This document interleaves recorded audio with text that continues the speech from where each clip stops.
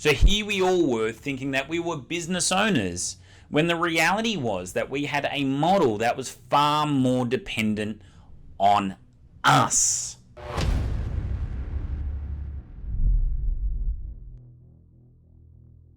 A self-employed job versus having a business. What are the key differences? What are the benefits? And what is the right choice for you? This is what this video is going to uncover. And if you'd like more content like this, then please click the subscribe button and give us a like. Now, for many years, I called myself a business owner. And my first business was a small personal training studio in Sydney's Eastern Beaches. Now, I called it a business because I had some team members. I was also generating a decent amount of revenue. But it really struck me that I was actually self-employed and I'd bought myself a job rather than having a business when I attended a seminar from Brad Sugars.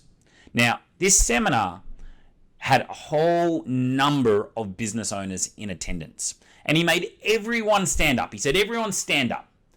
And he said, sit down. If you were to go away tomorrow for 6 months and your business wouldn't skip a beat. It would operate just as well without you as it does with you. It would continue to deliver and build. Now, nobody in that room sat. So here we all were thinking that we were business owners when the reality was that we had a model that was far more dependent on us. And so from that day forward, I made a commitment to build a business, something that was incredibly leveraged, not dependent on me. So what's the right choice for you? Because if you are self-employed, there are definitely advantages.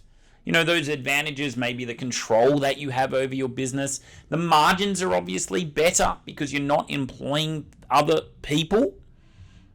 And there's just maybe potentially less moving parts, which means less stress. However, there are also certain limitations. Let me dive into some of those limitations. Number one is time freedom. When I had that studio, I also had another business, an education business. It was a global education business, and that business was building. It was exciting because it was giving me incredible opportunities to travel the world and present. Now, I was going away 3-4 times a year for an extended period of time, and I could do so because I had a business. So this time freedom was amazing. Here I was traveling around the world, seeing amazing places, standing on incredible stages. Yet if I stayed self-employed, that would not be the case because the whole studio would have fallen apart. It wouldn't have survived. There's absolutely no way. So if you want more time freedom, if you want to spend more time with the people that you love, doing the things that you love, then I would consider making the transition from self-employed job to business. Number 2 is scalability. So the biggest limitation with self-employment is you. There's only so many hours in a day that you can bill. There's only so many hours in a day that you can work. Now, my partner, she is a perfect example of this. She's a doctor. She's a GP. Now, she is an incredibly hard worker. She works, long hours, many days. But despite that, she can't scale her business or her income, more importantly, beyond a certain point. So you're limited in your scalability. You need to create leverage with either people or technology or code or media or capital. That's how a business creates leverage. And so your ability to grow is limited significantly. Number 3 is the exit strategy. So because of that profound realization that I had when I was standing in that room, because I realized I had a self-employed job and not a business, I then went and developed my systems and my team and myself. I'll talk about that in a moment. Now, I operated, drawing a nice net profit dividend of over 6 figures for about 3-4 years, and then I decided that I was going to sell that business. And I could, because it was a business. It wasn't dependent on me. I was barely ever there. I was traveling around the world. And so I could sell that for a 2.5 times net profit multiple, which set me up beautifully financially for my next move. Now, if I had a self-employed job, I couldn't do that. There is no exit strategy. I can't pass it on to my kids. I can't pass it on to another family member or friend. I can't sell the business itself. So because of these 3 benefits, because of the ability to have more freedom, to scale it to a much bigger enterprise, and to have an exit strategy, a business suited me a lot more than a self-employed job.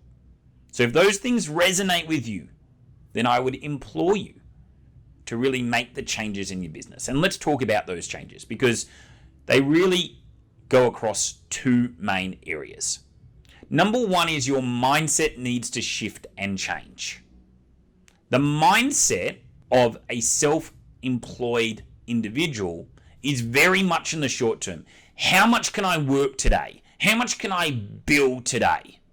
All right, so they're thinking very myopically. Now, the mindset of a business owner is much bigger, but it's also more forward-looking. So they're thinking about the vision in 3 to 5 years. They're thinking about strategic plans for the next 12 months, and they're operating with this in mind from a day-to-day perspective. So your mindset needs to go from short-term to long-term, from small to big. Now, the next big thing is your skill set needs to change. All right? Because now it's no longer just about you. It's no longer just about you as a technician. And so your identity as well as your skill set needs to change. You need to shift your identity from technician, practitioner, into a manager. From a manager into a leader. All right, so what are the differences between the two? Well, let's go through the management first and foremost. Management is primarily focused on the day-to-day. So you've got your vision, you've got your goals, but your management skills enable those goals to come to fruition, to be realized. And so this is where you really need to be a very good people person. You need to be a great communicator. You need to be a good motivator. But you also need to put in place systems like roles and responsibilities, clearly defining exactly what that person's role is and what they're responsible for. And then making sure that they actually adhere to those responsibilities. Second is you need to ensure that everything that happens in the business has a SOP. All right? So it's just got a standardized operating procedure. There is a very clear way that every single thing should be done. So therefore, the business is not dependent on you. If you were to go away, there's a handbook. There's an operations manual that will clearly show the team member stepping in what to do and how to do it. The next thing is a checklist. Every single team member in your organization needs to have a checklist. So this is, again, making it clear on what the expectations are, but it also provides accountability to you as a manager. So you can see that these things are being done on a consistent basis. And then the last one is meetings and review. You need to be able to have really high-level meetings with your team. There needs to be strict agendas. There needs to be a real regularity to those meetings and a rhythm. And then secondly, you also need to be able to conduct reviews on their performance so you can help them become the best version of themselves. So you can help them excel within that role. And that should be on at least a quarterly and then an annual basis. Let's talk about leadership. Now, I believe there are 6 core skills to be a great leader. So if you want to have a business, you need to become a great leader. Now, those 6 skills are, number 1, self-leadership. You need to lead by example. Your words are important. Your actions are even more important. Are you living and breathing the example that you want to set to the rest of the team? Are you showing that work ethic? Are you showing that discipline, that structure that you demand of everybody else? Are you walking your talk? Number 2 is really being clear about the vision, the mission, and the goals. And not only being clear, but communicating that on a regular basis. Really showing the people within the business itself where we are going and why. Number 3 is effective communication. Great leaders are phenomenal communicators. They articulate their words on a regular basis about where the business is going, and they get people excited and inspired by those words. Number 4 is they are emotionally resilient. They respond, not react. So yes, there's going to be challenges, there's going to be obstacles, there's going to be times when you're going to want to lose your cool, but you can't. Great leaders are level. Number 5 is decisiveness. Great leaders make decisions and decisions quickly, and they ride by those decisions. And number 6 is extreme ownership. Now, this is a principle that Jocko Willink talks a lot about. And it's the hallmark of a great leader. They don't blame the economy. They don't blame their team, but rather they say everything is on me. The business isn't doing as well as it should, it's on me. If a team member is not performing as well as they could be, that's on me.